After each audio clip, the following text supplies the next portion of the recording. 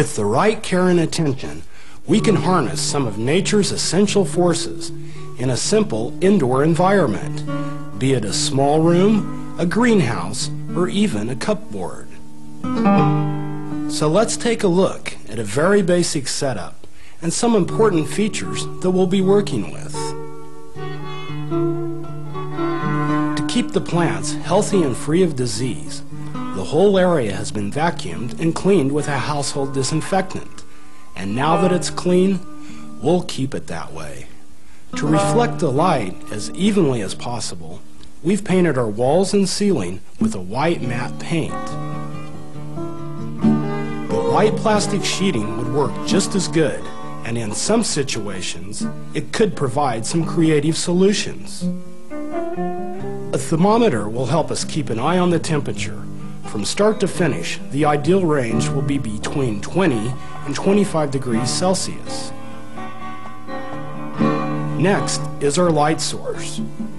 Here we're using a 400-watt high-pressure sodium vapor lamp, which has a reflector to maximize light intensity, and the whole fixture is suspended on a nylon cord, which will allow us to adjust the correct distances between light and plants as they grow.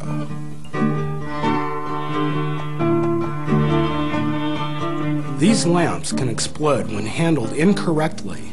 Always keep the bulb clean and free of any moisture or oil. When handling, always use clean, dry gloves and make sure the electricity is off and the unit is completely cooled down. Our light requires a type of transformer ballast, which we have housed outside our grow room in a dry space on a fireproof surface, where no people or animals can accidentally come in contact with it.